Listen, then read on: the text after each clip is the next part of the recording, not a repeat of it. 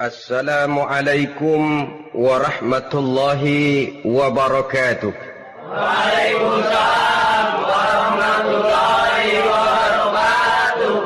Bismillahirrahmanirrahim. Alhamdulillahi rabbil alamin. Wassalatu wassalamu ala ashrafil anbiya'i wal mursalin wa ala alihi wa ashabihil mujahidin at-tahirin, amma ba'du. Bersabda Rasulullah sallallahu alaihi wasallam, "Iza sarratka hasanatuka wa sa'atka sayyi'atuka fa anta mu'min."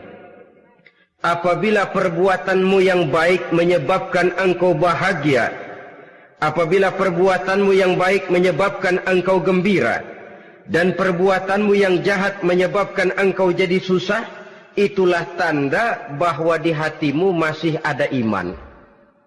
Artinya, belum tentu orang yang berbuat baik merasa bahagia dengan kebaikan yang dikerjakannya. Dan tidak selamanya orang yang berbuat jahat sanggup menyesali perbuatan jahatnya. Oleh karenanya, apabila iman masih ada, apabila hati masih hidup, perbuatan yang baik menyebabkan orang gembira, perbuatan yang jahat menyebabkan orang susah dan gelisah hatinya. Ini mengandung pelajaran. Sekali kita berbuat baik, jangan sekali-kali menyesali kebaikan itu. Sebaliknya, satu kali kita melakukan kesalahan, hendaknya selalu menyesalinya. Kadang-kadang dalam kehidupan, karena orang tempat kita berbuat baik itu rupanya membalas air susu dengan air tuba, kita lalu menyesali kebaikan. Lahirlah kata-kata, "Nyesal saya nolong dia." Ibarat pepatah katanya, nolong anjing kejepit. Waktu kejepit setengah mati kita tolongin, begitu selesai dia dari kejepitnya malah kita digigitnya. Saudara hadirin yang saya muliakan, dalam kehidupan sehari-hari barangkali ini kena filsafat yang disebut dorong mobil mogok. Ketika mobil mogok setengah mati kita dorong, begitu mesin hidup ditinggalkannya kita di belakang. Sesungguhnya perbuatan kita yang baik tidak harus disesali, karena disesali atau tidak, toh perbuatan itu sudah kita lakukan. Dan penyesalan atas segala kebaikan hanya akan mengurangi nilai pahala kebaikan itu sendiri. Berbahagialah apabila berbuat baik, walaupun orang yang kita melakukan kebaikan membalasnya dengan kejahatan.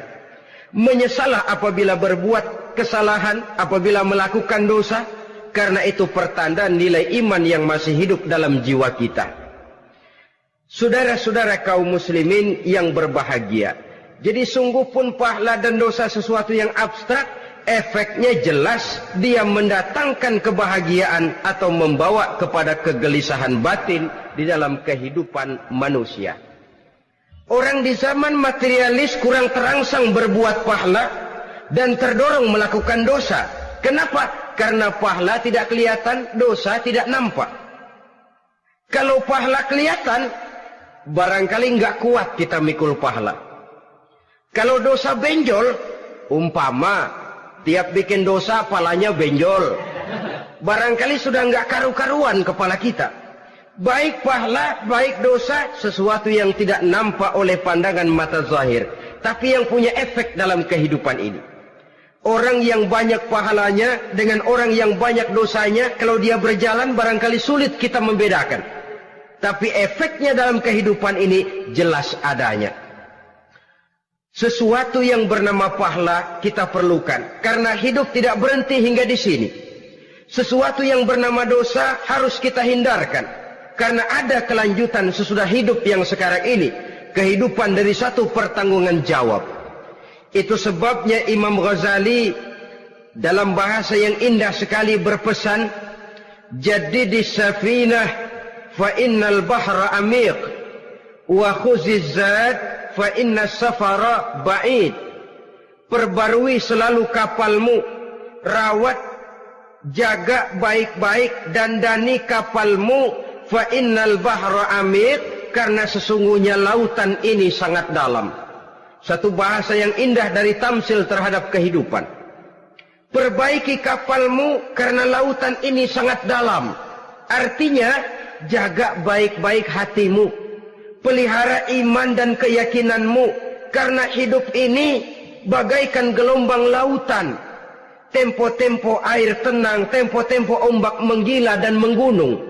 Jaga iman baik-baik karena hidup penuh dengan cobaan dan ujian. Itu maksudnya. Wa khuziz zad fa inna safara ba'id. Dan bawa bekal yang banyak karena perjalanan hidup ini sangat panjang. Perjalanan ini sangat jauh.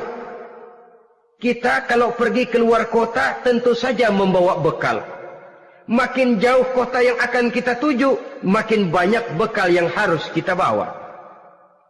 Alangkah sengsaranya manusia apabila dia akan pergi ke satu kota yang jauh, modalnya cuma nekat. Bagaimana nanti di sana sajalah. Tidak membawa bekal sebagaimana yang sewajarnya. Hal yang semacam ini senangnya sih belum tentu, keblangsak dan susahnya sudah kebayang.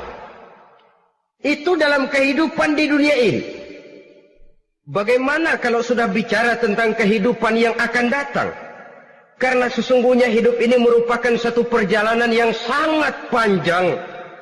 Sejak kita tinggal di alam arwah, pada saat jasad belum lagi diciptakan Allah, ruh sudah diciptakannya lebih dahulu. Sampai kemudian kita pindah ke alam rahim, alam kandungan ibu. Untuk kemudian berpindah kepada kehidupan dunia. Dari dunia ini kita pindah ke alam barzakh. Di sana tinggal kita 100 tahun mungkin, 100.000 tahun mungkin, 1 juta tahun mungkin, menunggu saat datangnya kiamat. Lalu dari alam barzakh pindah kita ke alam akhirat. Satu perjalanan yang sangat panjang. Alangkah malangnya, alangkah sengsaranya, jika tahu kita begitu panjangnya perjalanan hidup ini, tidak ada bekal yang kita bawa. Artinya kesengsaraan, kesulitan yang bertali-tali sudah jelas akan menimpa kita. Kalau pergi kita keluar kota membawa bekal uang, membawa bekal makanan, apa bekal yang mesti kita bawa?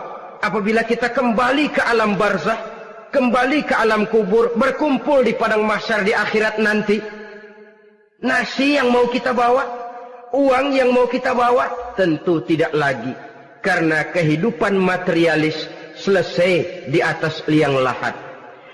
Bila masuk kita ke liang lahat, disitulah pahala dan dosa memegang peranan yang sangat penting. Maka pada pertemuan malam ini, kita akan bicara tentang pahala dan dosa itu. Saudara-saudara kaum muslimin rahimakumullah. Yang dinamakan pahala, kata Imam Ali Al-Jurjani dalam kitab At-Ta'rifatnya, ma yastahiqqu bihi ar-rahmatu wal maghfiratu minallahi ta'ala. Sesuatu yang pelaksananya berhak untuk mendapat rahmah dan ampunan dari Allah. Dengan kata lain, nilai pahala adalah akibat dari perbuatan-perbuatan di dalam melaksanakan perintah dan anjuran yang ada di dalam kehidupan agama. Apabila perintah dan anjuran kita laksanakan, nilai pahala itu lalu datang. Nah, nilai pahala dalam Islam, menurut konsepsi Quran, Allah menjelaskan, man jaa bil hasanati falahu asyru amsalihha. Barang siapa yang datang membawa satu kebajikan, barang siapa yang melaksanakan satu kebaikan, maka dia akan mendapat balasan 10 kali dari kebaikan yang dikerjakannya. 10 kali ini pun masih dilipat gandakan dengan 7. 7 ini pun masih dikalikan 100. Dan itu pun masih ditambah dengan pernyataan, wallahu yudha'ifu liman yasha. Allah masih akan melipat gandakan perbuatan baik seseorang yang dikehendakinya. Itulah nikmatnya dalam Islam. Tetapi sebaliknya, wa man jaa'a bisayyi'ati fala yujza illa mislaha. Barang siapa yang melakukan satu kejahatan, dia tidak akan mendapat balasan kecuali sesuai dengan kejahatan yang dikerjakannya. Alangkah rahman dan rahimnya Allah. Orang yang berbuat baik dibalas 10, dikali 7, dikali 100, masih dilipat gandakan pula. Tapi orang yang berbuat jahat tidak akan mendapat balasan kecuali sesuai dengan kejahatan yang dikerjakannya. Ini kan beda dengan sifat kita manusia. Kita ini kadang-kadang kalau dijitak membalasnya mukul. Tapi kalau orang berbuat baik kepada kita, kita enggan untuk berbuat baik kepada orang tadi. Allah tidak mengajarkan begitu. Satu kebaikan berbalas 10. Satu kejahatan berbalas dengan satu kejahatan. Maha Rahman dan Rahim Allah. Bahkan dalam Islam, niat berbuat baik saja mendapat pahala. Sedangkan niat berbuat jahat belum ditulis merupakan satu dosa sampai kejahatan itu dikerjakan oleh orang yang niat tadi. Umpamanya, saudara niat, nanti malam giliran pengajian saya mau hadir di majelis taklim. Pas datang waktu malam, hujan turun sangat lebat. Saudara berhalangan datang ke majelis taklim, saudara sudah mendapat pahala niat. Tapi saudara niat, nanti malam kalau turun hujan, saya mau bongkar rumahnya si fulan, saya mau curi seluruh harta bendanya. Ternyata malam saudara tidak mengerjakan perbuatan itu belum ditulis dosa sampai perbuatan itu benar-benar dikerjakan. Tapi lalu jangan macam-macam, kalau begitu niat aja yang baik biar nggak usah dikerjain. Niat aja pengen ngaji walaupun tidak ada niatan untuk ngaji. Allah lebih tahu tentang apa yang terdetik di dalam hati sanubari kita. Itulah sebabnya sangat dianjurkan orang untuk melakukan segala macam kebajikan. Dan dianjurkan orang menjauhkan segala macam bentuk kejahatan. Karena dia akan berefek melahirkan dosa dan pahala. Dosa dan pahala itulah alat untuk memperoleh kebahagiaan di alam kubur, di padang mahsyar, sampai di akhirat nanti. Di dunia ini mungkin segalanya bisa kita beli dengan yang namanya uang. Keamanan kita bisa menyewa petugas untuk menjaga rumah kita. Kendaraan yang mewah bisa kita beli. Udara yang sejuk bisa kita ciptakan. Siapa banyak uang, dia raja. Mungkin itu di dunia. Tapi bisa apa uang kalau kita sudah masuk ke alam kubur? Bisakah munkar nakir kita sogok? Udah karkir, jangan nanya nih, cepet. Bisakah malaikat azab menyingkir dengan uang semir? Ternyata tidak. Untuk memperoleh kebahagiaan di sana, nilai pahala. Kesengsaraan akan kita dapat kalau kita banyak menumpuk dosa. Oleh karena itu jangan beranggapan, pahala nggak kelihatan, dosa juga nggak kelihatan, biarin saja. Yang tidak kelihatan ini pada waktunya akan memegang peranan yang sangat penting. Tapi tidak cuma untuk menghadapi hidup di situ, kita lalu harus berbuat baik dan meninggalkan yang jahat. Terutama juga di dunia ini. Toh pepatah bilang gajah mati meninggalkan gading, harimau mati meninggalkan belang. Apa yang akan kita tinggalkan setelah kita mati? Kita ingin jasad kita boleh hancur terkubur tanah, tapi nama kita ingin hidup terus, dikenang orang 100, 1000, bahkan 1.000.000 tahun yang akan datang. Ditulis orang dengan tinta emas dalam sejarah, tercatat kita sebagai orang baik-baik. Saudara-saudara kaum muslimin rahimakumullah. Lalu perbuatan apa yang bisa mendatangkan pahala itu? Saudara-saudara, semua perbuatan yang diperintah dan dianjurkan oleh Allah, yang dikerjakan dengan ikhlas hanya untuk mencapai ridho Allah, mendatangkan pahala. Kadang-kadang menurut pendapat kita remeh, tapi nilainya di sisi Allah besar. Itu pahala. Menghitung pahala itu hak prerogatif Allah. Perbuatan yang ringan Allah mau berikan ganjaran yang besar, itu urusan Allah. Misalnya, kata Nabi, la tahkiranna minal ma'rufi syai'an. Jangan kamu menganggap remeh perbuatan baik walaupun kecil. Jangan merasa sulit melakukan perbuatan yang mengandung pahala. Bertemu dengan teman, muka kita cerah, berpahala. Menyingkirkan duri di jalanan berpahala. Menolong orang yang sesat, memberitahu orang yang bertanya berpahala. Tidak sulit kalau kita mau. Yang diperintah dan dianjurkan oleh agama itu perbuatan yang mengandung nilai-nilai pahala. Masalahnya cuma tinggal mau atau tidak dan dikerjakan dengan ikhlas. Bertemu teman mukanya cerah, pahala. Menyingkirkan duri di jalanan, pahala. Sedekah, pahala. Tidak berupa perbuatan, bisa berupa ucapan. Misalnya bersolawat, pahala. Bertasbih dan bertahmid, pahala.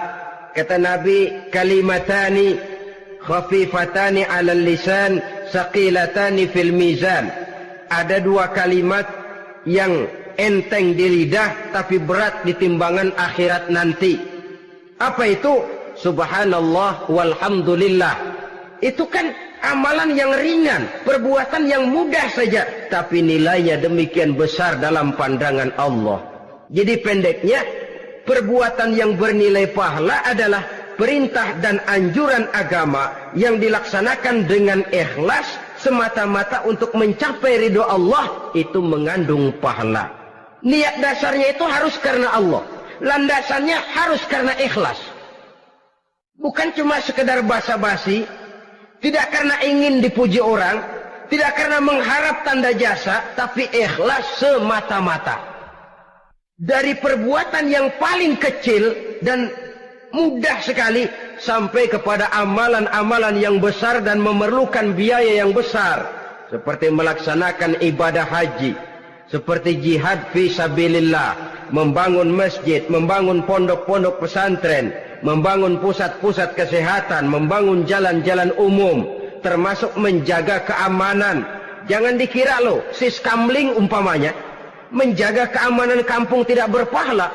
Kalau diniatkan ibadah, menjaga ketenangan warga supaya mereka tekun ibadah, ikhlas karena Allah, itu juga bernilai ibadah. Keluar kita dari rumah, pergi pagi, pulang sore, peras keringat, banting tulang cari nafkah buat menghidupi anak istri kita. Kalau diniatkan ibadah, melaksanakan kewajiban sebagai kepala rumah tangga, membantu orang tua sebagai anak, itu juga perbuatan-perbuatan yang mengandung pahala. Yang terbaik sesuai dengan bidang kehidupan kita. Ada orang yang dinamakan abid, ahli ibadah, pahala yang paling baik bagi dia, banyak-banyak tahajud, sembahyang malam, wirid, zikir, tasbih. Ada yang dinamakan orang alim, pahala yang paling baik buat orang macam ini, mengajar, menyebarkan ilmu, mendakwahkan Islam. Ada yang disebut wali, pejabat pemerintah, petugas. Amalan pahala yang paling baik buat orang semacam ini, melayani masyarakat, bekerja di bidangnya sesuai dengan profesinya. Saudara hadirin yang saya hormati, jadi dengan demikian, perbuatan-perbuatan yang mengandung nilai-nilai pahala ini bisa perbuatan yang menurut kita kecil namun punya nilai besar. Apalagi perbuatan besar dengan biaya yang besar, tentu makin besar juga pahala yang disediakan oleh Allah Subhanahu wa ta'ala. Oleh karenanya, kalau kita bercermin dari ayat Quran, hidup ini kesempatan untuk berbuat baik. Huwallazi khalaqal mauta wal hayata liyabluwakum ayyukum ahsanu amala. Dialah Allah, Tuhan yang telah memberikan hidup dan mati kepadamu untuk menguji kamu, siapa di antara kamu yang paling baik amal perbuatannya. Jadi tidak saya rinci, tapi cukuplah satu penjelasan global.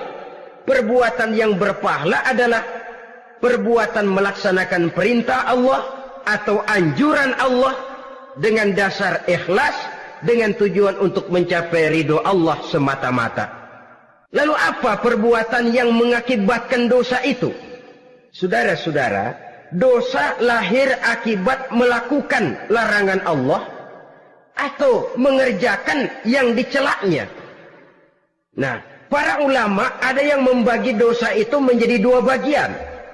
Ada dosa-dosa kecil, ada dosa-dosa besar. Tetapi sebenarnya ditinjau dari segi hakikatnya, kalau sudah melakukan satu kesalahan yang mengakibatkan dosa, jangan dilihat besar dan kecilnya, tapi kepada siapa dosa itu kita kerjakan. Sebab kalau dosa kita anggap satu yang kecil, orang akan terangsang untuk mengerjakan yang kecil-kecil saja. Sehingga dengan demikian, yang kecil pun akan menjadi besar kalau ditumpuk-tumpuk. Sedangkan yang besar bisa saja menjadi kecil kalau selalu diiringi dengan permohonan ampun kepada Allah. Itu sebabnya para ulama sufi, orang-orang tasawuf mengatakan, la saghair ma'al istimrar wala kabair ma'al istighfar. Tidak ada dosa yang kecil kalau dikerjakan terus-menerus, dan tidak ada dosa yang besar kalau digempur tiap saat dengan perbuatan istighfar atau memohon ampun kepada Allah Subhanahu wa taala. Cuma saja pada umumnya, karena dosa-dosa kecil itu lebih mudah taubatnya, dan ada janji Nabi, barang siapa yang meninggalkan dosa-dosa besar akan diampuni dosa-dosanya yang kecil-kecil. Oleh karena itu, pada kesempatan ini kita akan juga bicarakan apa saja yang termasuk klasifikasi dosa-dosa besar, dengan harapan kita bisa menjaga diri, menyelamatkan diri, jangan sampai terjatuh ke dalam dosa-dosa yang besar tadi. Tetapi bukan berarti kita harus terangsang melakukan dosa-dosa yang kecil. Biarin kecil ini, tobatnya gampang. Dosa kelas teri. Dosa itu kan tidak kelihatan. Lalu terangsang melakukan perbuatan dosa-dosa walaupun kecil, kalau berlarut terus-menerus dia akan tumbuh menjadi dosa yang besar. Oleh karenanya jangan sampai mengundang pengertian kalau kita membicarakan dosa-dosa yang besar lalu terangsang melakukan dosa-dosa yang kecil. Karena bagaimanapun juga dosa kecil dan dosa besar sama dalam arti kepada Allah kita melakukan kesalahan. Dan dosa yang kecil pun kalau bertumpuk, dia akan menjadi banyak. Saudara-saudara kaum muslimin rahimakumullah, ada beberapa jenis dosa-dosa besar. Jenis yang pertama, asyirku billah, syirik atau menyekutukan Allah. Dari sekian deretan dosa-dosa besar, syirik ini merupakan bapak moyangnya dosa. Dedengkotnya dosa itu syirik, menyekutukan Allah. Bahkan dosa yang lain Allah masih mau mengampuni, tapi kalau sudah syirik, menyekutukan Allah, itu sudah satu dosa yang tidak berampun sama sekali. Oleh karena itu tepat pesan Imam Ghazali tadi, jadi di safinah fa innal bahra amik, jaga iman, pelihara akidah, dandani kapal. Karena hidup ini gelombang lautan sangat dalam, hidup banyak cobaan. Di dalam hidup di zaman sekarang ini, saudara bisa perhatikan, di mana tensi ekonomi tinggi, lapangan kerja sulit, persaingan hidup makin tajam, sifat egois dan individualis tumbuh di mana-mana, rasa solidaritas sosial menurun, sifat gotong royong musnah. Orang mudah potong kompas, potong jalan. Ingin cepat kaya, ingin cepat naik pangkat, ingin dapat kedudukan. Kadang-kadang akidah pun terjual, akidah pun musnah, jatuh ke jurang syirik pun tidak jadi soal. Itu yang kita khawatirkan. Kalau dosa-dosa yang lain Allah masih mau mengampuni, tapi kalau sudah jatuh kepada syirik, Allah sama sekali tidak akan memberikan ampun. Dalam kaitan dengan ini barangkali tepat sinyalemen Imam Ali itu. Andai kata kemiskinan merupakan satu kepribadian, saya akan membunuhnya lebih dahulu. Artinya memang kemiskinan ini sering mendorong orang kepada jurang kemusyrikan. Tidak tahan menghadapi godaan perut akibat tensi ekonomi yang tinggi, lapangan kerja yang sulit. Iman pun jadilah ditukar dengan 3 liter beras. Akidah pun jadilah dibarter dengan 3 bungkus supermi, dengan pakaian bekas, dengan obat-obatan. Tidak jadi soal baginya mengejar kebahagiaan yang relatif singkat dengan mengorbankan kebahagiaan yang abadi. persis ibarat pepatah, nyari jarum kampak hilang. Mencari sesuatu yang kecil, yang besar jadi sia-sia. Membela perut, mengorbankan akidah. Na'udzubillah summa na'udzubillah. Saudara-saudara kaum muslimin rahimakumullah. Ini fakta. Ini kenyataan. Dan hal semacam ini tidak bisa diatasi cuma dengan ceramah, simposium, diskusi, seminar. Apalagi Nabi berpesan, solahu ummati bil ilmi wal mal. Umatku hanya bisa menjadi baik akidahnya dengan ilmu dan harta. Itu bahasa Nabi. Kalau bahasa kita sekarang, dengan ekonomi dan pendidikan. Ilmu, pendidikan, ekonomi, harta. Tanpa itu, sangat besar kemungkinan kita bisa menjual akidah terjerumus di lembah kemusyrikan. Maka terutama kepada saudara-saudara saya, muslimin yang terpencil jauh dari kota-kota besar, yang kadang dalam kehidupan seharinya imannya sering digoda oleh supermi, akidahnya sering ditantang oleh pembagian beras, pakaian-pakaian bekas, obat-obatan dan sebagainya. Jaga dan bentengi akidah kita. Lebih baik nyawa berpisah dari badan, asal iman jangan berpisah dari hati. Kepada adik-adik saya para remaja, para pemuda di kota-kota besar, yang iman dan akidahnya sering ditantang dengan minuman-minuman keras, fasilitas-fasilitas yang menghanyutkan, yang secara terarah dan praktis sedikit demi sedikit menggiring kita untuk keluar dari nilai-nilai akidah. Hati-hati, jaga baik-baik, sebab intan paling mahal, mutiara paling berharga, tidak lain nilai iman ini.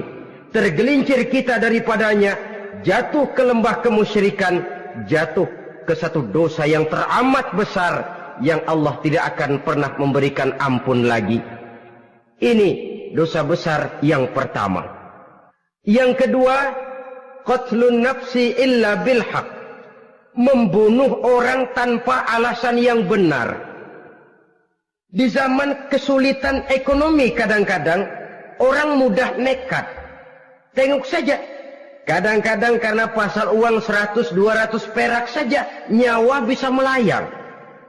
Kadang-kadang karena urusan yang remeh, salah omong, salah ambil, salah ucap, salah pegang, nyawa bisa jadi melayang. Alangkah murahnya nyawa, seakan-akan kita yang punya. Padahal nyawa itu hak milik Allah. Tidak pantas kita merampasnya, tidak pantas kita menghilangkannya dari jasad seseorang. Oleh karenanya, membunuh orang merupakan satu dosa yang sangat besar. Jangankan kepada orang yang seakidah, orang yang lain akidah saja pun, kalau dia hidup berdamai, rukun, berdampingan, kita harus melindungi. Apatah lagi teman seakidah sendiri. Saudara-saudara kaum muslimin rahimakumullah. Pantas kalau Nabi menyatakan, apabila dua orang Islam sudah saling berkelahi, berbunuh-bunuhan, al-qatil wal maqtul finnar, yang membunuh dan yang dibunuh dua-duanya sama-sama masuk neraka. Sahabat heran, ya Rasul, kalau yang membunuh masuk neraka sih wajar, tapi yang terbunuh kok neraka juga, kenapa? Kata Rasul, sebenarnya dia juga cuma sudah niat untuk membunuh, cuma keduluan saja. Andai kata dia tidak terbunuh, tentu dia yang akan membunuh. Saudara-saudara kaum muslimin rahimakumullah, Islam sesuai dengan namanya adalah agama damai. Kita tidak boleh mencari-cari musuh, walaupun tidak boleh lari kalau bertemu musuh. Oleh karenanya, pantang seorang muslim menimbulkan benih keonaran menjadi biang kerok buat lingkungannya. Sesuai dengan namanya, seorang muslim adalah seorang yang dalam hidup senantiasa berusaha menebarkan salam, menebarkan kedamaian, ketenangan dan ketentraman. Dengan prinsip, musuh jangan dicari, bertemu pun jangan lari. Yang ketiga, termasuk dalam kelompok dosa besar ini, syurbul khamr, meminum minuman keras. Termasuk di dalam kata khamr ini ganja, morfin, narkotik. Sebab apa? Jenis minuman semacam itu tidak hanya merusak keadaan sekarang, tapi sekaligus merusak kehidupan yang akan datang. Kalau itu jatuh di tangan generasi muda, artinya kan merusak kehidupan masa depan daripada suatu bangsa. Karena apa? Remaja dan pemuda merupakan bentuk miniatur daripada kehidupan bangsa. Akan bagaimana warna umat Islam di Indonesia. Bahkan akan bagaimana warna Indonesia 30, 40, 50 tahun yang akan datang. Remaja sekarang jawabannya. Kalau remaja kita sekarang ini kerjanya cuma bisa nyekek botol, insya Allah bangsa Indonesia 30-40 tahun yang akan datang akan tumbuh menjadi bangsa teler. Tidak banyak yang bisa kita harapkan. Remaja adalah gambaran masa depan dari satu bangsa, dari satu umat. Dan remaja itu di dalam dirinya secara fitrah terkumpul semua bakat, terdapat semua kemungkinan. Kita ini lahir membawa sifat pemimpin, tapi juga membawa sifat pengacau. Kita ini ada bakat jadi orang jujur, ada bakat jadi pengkhianat. Kita ini ada bakat menjadi orang baik-baik, kita juga punya bakat jadi biang kerok. Kita kemungkinan bisa jadi pemimpin bangsa, tapi juga bisa menjadi pemimpin bangsat. Nanti lingkungan dan pendidikan akan menumbuhkan, membentuk mana yang tumbuh lebih subur. Kalau lingkungan dan pendidikannya lebih banyak bercerita tentang kejujuran, maka nilai kejujuran yang akan tumbuh lebih banyak dalam jiwanya. Dan insya Allah diharapkan dia akan menjadi manusia yang jujur di kelak kemudian hari nanti. Dan masalah minuman keras ini sebenarnya berkait. Kita tidak bisa cuma menyalahkan remaja saja, menyalahkan pemuda saja. Karena bagaimanapun masalahnya kompleks. Menghancurkan sesuatu tanpa melihat kausalnya, tanpa melihat sebab akibatnya kan sama juga bohong. Kemungkinan karena broken home, kemungkinan karena pergaulan, kemungkinan karena kurang perhatian orang tua, kemungkinan karena akibat bacaan, tontonan, atau fasilitas berupa dibukanya pabrik-pabrik minuman keras, dijualnya minuman-minuman keras, di warung-warung yang remang-remang, yang memberikan kenikmatan, kebahagiaan dan kebanggaan tersendiri, sehingga akhirnya orang terangsang untuk datang dan minum di sana. Pada dasarnya memang sepele, cuman minum nggak ngerugiin orang lain kan? Iya, pada waktu minum. Tapi dikala sudah mabuk, out of control, apapun bisa kita lakukan. Yang kita ucapkan kita tidak sadari lagi, yang kita kerjakan tidak kita sadari lagi. Dikala itu segala macam kejahatan bukan sesuatu yang tidak mungkin untuk kita laksanakan. Nggak ngerugiin orang lain, memang pada saat mau minum. Tapi begitu minum, mabuk, kita bisa merugikan orang lain. Setidaknya merugikan diri sendiri. Pertumbuhan IQ menjadi lemah, semangat kehidupan hilang, gairah kerja menurun kalau tidak ada sama sekali. Lalu apa yang bisa kita lakukan di dalam kehidupan? Dan akan lebih celaka kalau ini menimpa kehidupan generasi muda kita. Kadang-kadang yang ironi ya, kalau yang orang tuanya mampu barangkali masih tertolong. Tapi yang orang tuanya kondisi ekonomi lemah masih kepengen teler juga. Orang tuanya nggak mampu masih pengen mabuk. Dari ganja, morfin nggak dapat, akhirnya kaleng cet diisepin. Yang penting kan bisa teler, mendatangkan satu kebahagiaan tersendiri. Itu sebabnya memang satu kejahatan menurut teori polisi ya hanya bisa terjadi karena faktor N dan K, niat dan kesempatan. Niat ada, kesempatan ada, jadi orang jahat. Kurang salah satunya, biasanya kejahatan terbendung. Niat ada, kesempatan tidak ada, sulit berbuat jahat. Kesempatan ada, niat tidak ada, tidak mungkin orang jahat. Tapi yang paling dominan sebenarnya niat. Kalau niat sudah kuat, kesempatan bisa dicari. kesempatan bisa diciptakan, biar hansip nongkrong, ditungguin lengahnya. Iya biarin, jam 11 sampai jam 2, matanya melotot, jam 3 dia mulai ngulet, ngempet. Nah, di saat itu saya masuk ke rumahnya. Kalau niat kuat, kesempatan bisa diciptakan. Dan kalau sudah niat, ini masalah hati. Kalau sudah masalah hati, menyangkut soal moral. Moral artinya sudah masuk kepada kehidupan agama. Saudara-saudara kaum muslimin rahimakumullah. Yang keempat yang termasuk jenis dosa besar, az-zina, perbuatan zina. Di zaman pergaulan bebas dengan prinsip free love, free sex ini, tengok sudah berapa banyak gadis-gadis bergelimpangan jadi korban. Berapa banyak bayi-bayi yang lahir ke dunia tanpa tahu kemana dia mesti memanggil bapak. Apakah deretan jumlah korban ini masih harus bertambah lagi? Paling tidak, biarlah yang sudah jadi korban, tapi jangan bertambah lagi hendaknya. Masing-masing kita berupaya menahan diri. Termasuk dalam kategori zina ini, yang merupakan cabang-cabangnya, liwat, homoseks, lesbian, masturbasi. Bahkan masturbasi itu termasuk jenis zina tangan. Dan itu juga merupakan satu dosa. Di samping dosa juga merusak diri. Karena bagaimanapun juga dia akan mengurangi kemampuan daya pikir seseorang. Maka agama memberikan jalan keluar. Pesan Nabi, ya ma'syara syabab, man istata'a minkumul ba'at falyatazawwaj. Hai para pemuda, kata Nabi, barang siapa di antara kamu yang sudah bisa ba'at, yang sudah mampu ba'at. Ba'at itu artinya memberikan nafkah, baik nafkah zahir maupun nafkah batin. Falyatazawwaj, maka hendaklah dia kawin. Jadi yang maksud ba'at ini ya nafkah zahir, ya nafkah batin. Kita kadang-kadang cuma bisa ngasih nafkah batin saja sudah merasa pokoknya kan saya sanggup untuk kawin, lalu kawin tanpa kehilangan, dengan kehilangan pertimbangan.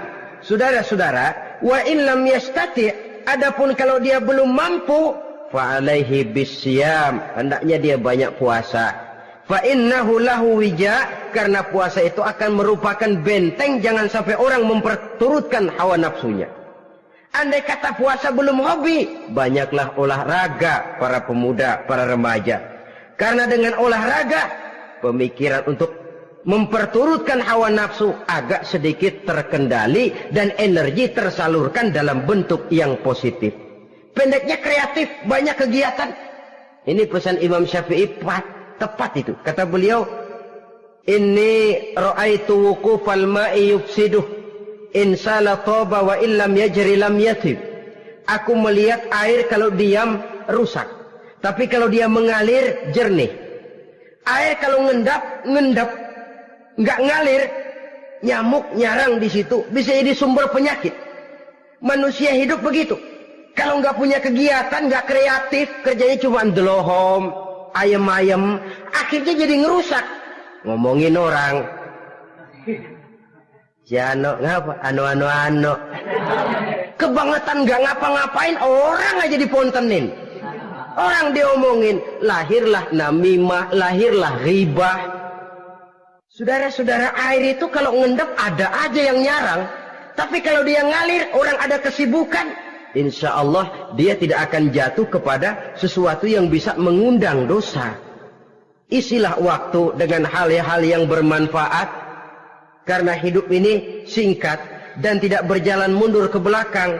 Mundur hancur, berhenti diinjak orang. Sekali melangkah, jangan surut mundur ke belakang. Homoseks, terlepas dari penyakit kejiwaan. Sekarang ini kan sudah ada persatuan kaum gay katanya. Meminta perlakuan yang sama dan agar dibolehkan kawin sesama mereka. Secara manusiawi boleh, secara manusiawi kita hargai mereka. Tapi dari kacamata agama ini jelas merupakan penyimpangan. Dan penyimpangan merupakan suatu dosa, terlepas dari pertimbangan manusiawi. Jangan karena terlalu memperturutkan suara manusiawi lalu kita mengesampingkan agama. Termasuk lesbian, wadon karo wadon. Kalau homo itu kan lanang karo lanang katanya. Saudara-saudara kaum muslimin rahimakumullah, ini bukan penyakit baru. Liwat, homoseks sudah dikenal dari zamannya Nabi Lut, laki dengan laki. Lesbian dari zaman istrinya Nabi Lut. Terlepas dari penyakit kejiwaan, dari segi agama ini merupakan penyimpangan dan merupakan dosa yang besar.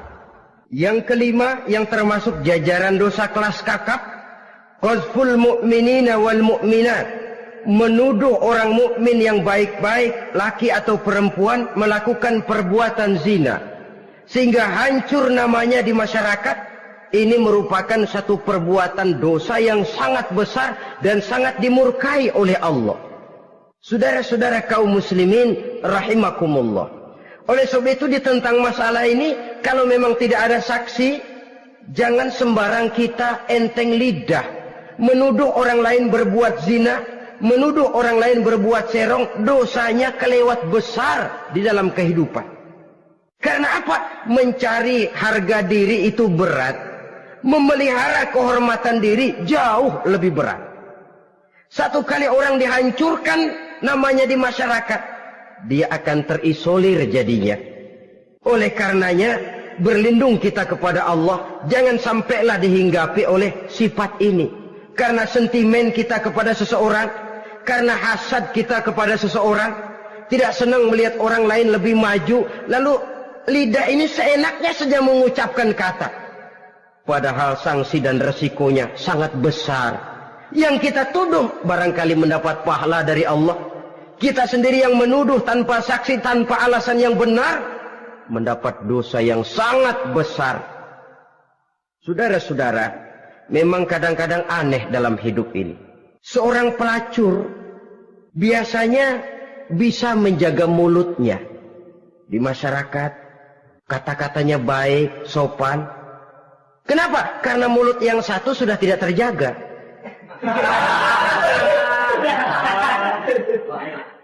Kita kadang-kadang kehormatan bisa kita jaga, tapi mulut tidak terkontrol.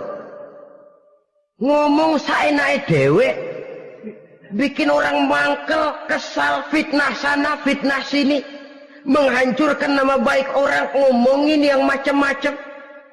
Bagai-bagai macamlah caranya. Saudara-saudara kaum muslimin yang berbahagia. Jadi dengan demikian, menuduh orang lain berbuat zina, sedangkan orang itu tidak pernah melakukannya, ini termasuk satu dosa yang sangat besar di dalam kehidupan ini. Yang keenam, al-'aqu bil walidain, durhaka kepada ibu bapak. Seorang anak, bagaimanapun banyak nilai ibadahnya, banyak kebaikan di masyarakat, menyandang berbagai macam gelar, pangkat dan jabatannya tinggi, tapi kalau sudah durhaka kepada kedua orang tuanya, alamat hidup tidak lagi membawa keberkahan. Dan itu dosa yang sangat besar. Sampai Nabi sabdakan, ridho Allah ada di dalam keridhaan ibu bapak. Murka Allah pun ada di dalam kemurkaan ibu dan bapak. Walaupun belum tentu setiap kita orang tua, tapi yang jelas setiap kita adalah anak. Dan setiap anak punya ibu dan bapak. Jangan sampai kacang lupa kepada kulitnya. Saudara-saudara kaum muslimin rahimakumullah. Durhaka kepada ibu bapak merupakan perbuatan yang sangat dimurkai oleh Allah. Apalagi ibu yang telah melahirkan kita, bahkan mengandung kita. Begitu juga bapak yang telah berusaha peras keringat banting tulang untuk mengasuh membesarkan kita. Tidak ada perbuatan baik yang kita lakukan untuk bisa menebus kebaikan daripada ibu dan bapak kita. Setidaknya kalau belum bisa berbuat baik kepadanya, kepada keduanya, janganlah menyakiti hati keduanya. Itu saja dulu yang harus dijaga. Kadang-kadang sudah berbuat baik enggak, nyakitin melulu. Sudah nyenangin belum bisa, saban sehari nyakitin saja. Padahal kedua orang tua itu doanya manjur, sebagaimana sumpahnya juga bisa jadi kenyataan. Dan sering bahkan menjadi kenyataan. Sampai ibu bapak sudah wafat, sudah meninggal sekalipun, kewajiban berbakti masih harus terus dilakukan oleh seorang anak. Lalu yang ketujuh, at-tawalli yaumaz zahfi, berpaling pada hari pertempuran. Orang sedang sibuk-sibuk menghadapi musuh, maksudnya berjuang membela agama ini, dia lari menyelamatkan diri. Pengecut, mental munafik. Ayo, kalau demi agama, mari kita maju ke depan. Allahu Akbar. Yang besar Allah, yang lain kecil semua. Maju. Orang lain maju serentak, dia mundur jauh ke belakang. Mental munafik, mental calo, istilah sekarang ini. Oh, itu calo, mental calo. Tuhan gedek banget itu. Coba ya, calo itu paling sibuk nyuruh penumpang naik. Tapi sementara penumpang naik sampai ke tempat tujuan masing-masing, calonya nggak kemana-mana, diem aja di situ. Cuma orang aja disuruh naik. Saudara-saudara, kerja bakti, orang turun ke comberan, dia naik ke tempat tidur. Mundur di hari pertempuran, menyebabkan orang lain gugur, dia sendiri menyelamatkan diri. Mental pengecut, mental munafik, itu merupakan dosa yang sangat besar. Saudara-saudara kaum muslimin rahimakumullah. Itu sebabnya agama itu memerlukan keberanian. Memang, tapi bukan keberanian yang tanpa perhitungan. Sebab berani tanpa berhitung namanya berani babi. Kita berani kalau benar, kita harus takut kalau salah. Jangan dibalik. Salah berani, nekat namanya. Benar takut, pengecut namanya. Orang yang pengecut adalah orang yang takut membela kebenaran. Orang yang nekat sesungguhnya udah salah nggak malu lagi. Udah salah nekat lagi. Merasa rugi berbuat kebaikan, puas kalau berbuat kejahatan. Padahal Nabi pesan, siapa yang berbuat dosa sambil tertawa, nanti dia akan masuk neraka sambil menangis. Karena itu dipesan pula di dunia ini, sering-seringlah mencuci mukamu dengan air mata taubat. Cuci lidahmu dengan zikir kepada Allah. Bersihkan hatimu dengan air ikhlas. Saudara-saudara kaum muslimin rahimakumullah. Kan ada toh orang berbuat baik nggak gembira, tapi berbuat jahat malah puas. Atau sama saja orang lain berbuat baik, hatinya kesel. Orang lain berbuat jahat, dia malah mendukung. Atau orang lain tergelincir berbuat jahat, dia malah girang. Ini kan tidak objektif. Karena yang berbuat baik, orang yang dia keselin, dia nggak seneng. Tetapi karena yang berbuat jahat, orang yang dia senengin, dibenerin juga. Itu nggak objektif namanya. Mundur di hari pertempuran pada saat saudara-saudara kita sedang menghadapi musuh, sikap pengecut yang sangat dibenci Allah. Yang kedelapan, termasuk kelompok dosa besar, aklu malil yatim, makan harta anak yatim. Kadang-kadang ada orang mengeksploitir loh nasib anak-anak yatim. Karena biasanya para dermawan peka kalau mendengar nasib yatim, memberikan santunan. Si yatim belum makan, yang ngurusin udah pada kenyang. Mengeksploitir, memakan harta anak yatim termasuk dosa yang sangat besar. Sehingga Nabi pesan, ana wa kafilul yatim kahataini yaumal qiyamah. Aku dan orang yang menyantuni anak yatim seperti dua jari ini di hari kiamat. Rumah yang paling dimuliakan Allah adalah rumah yang di dalamnya ada anak yatim yang hidupnya dihormati, hidupnya disantuni, keperluannya dicukupi. Maaf saja, tahap kita menyantuni anak yatim ini baru tahap setahun sekali. Kalau Muharram kita agungkanlah, kita besarkan. Lebaran yatim katanya. Kita kumpulkan dana, kita usap kepala yatim, kita kumpulkan beras, kita bagikan hari itu. Perkara bulan depan kelaparan, kita tutup kuping. Perkara bulan berikutnya dia kelaparan, kita masa bodoh. Bahwa di bulan Muharram kita santuni yatim piatu itu sudah baik. Tapi akan lebih baik lagi kalau kita sanggup menjadi bapak asuh mereka, memikirkan sekolah mereka, ada kontinuitas. Kalau mereka diasuh oleh orang lain, lalu bertukar agamanya, berpindah akidahnya, kita ngomel habis-habisan. Tapi kita ada kemampuan, kita tidak mau berbuat semacam itu. Ya sama juga bohong namanya. Saudara-saudara kaum muslimin rahimakumullah. Orang yang menyantuni yatim mendapat pahala besar. Tapi orang yang mengkorup harta anak yatim, dosanya juga sangat besar. Berhati-hatilah kalau kita diberikan kepercayaan oleh masyarakat untuk mengurus anak-anak yatim. Karena pahalanya besar, resikonya juga besar. Yang kesembilan, syahadatuz zur, sumpah palsu. Sebab sumpah palsu ini menggunakan nama Allah untuk sesuatu yang tidak benar. Nama kita saja dibawa untuk yang tidak benar, kita jengkel. Nama kita dipalsukan untuk sesuatu yang tidak baik, kita kadang-kadang jengkel, tidak puas jengkel, menuntut melalui saluran hukum. Kenapa? Nama saya dicatut. Bagaimana lagi kalau nama Allah kita pakai untuk bersumpah, sumpahnya palsu, menguntungkan kita, merugikan orang lain, Allah murka betul. Maka sumpah palsu termasuk deretan dosa-dosa besar.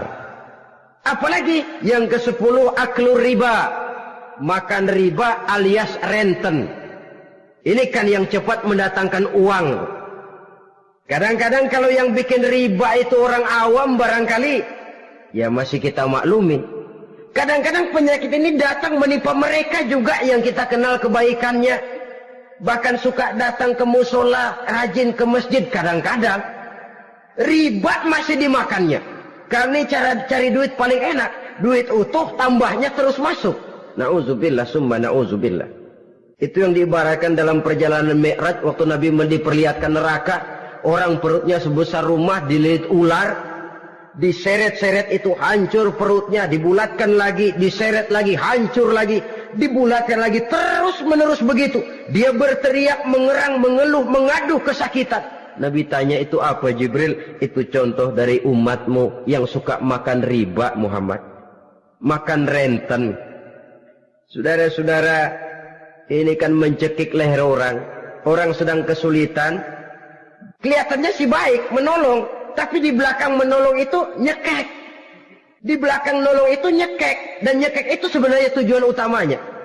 Orang yang menjalankan riba pada dasarnya tidak punya perikmahan kemanusiaan kok.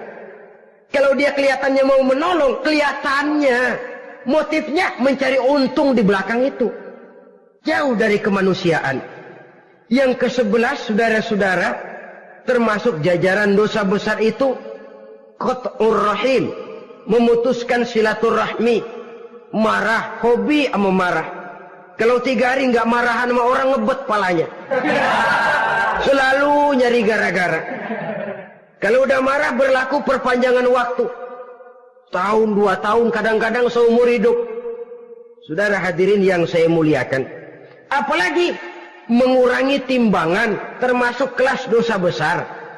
Makan suap termasuk dosa besar. Semir menyemir dosa besar. Apalagi bunuh diri. Nah ini, bunuh diri dosa besar.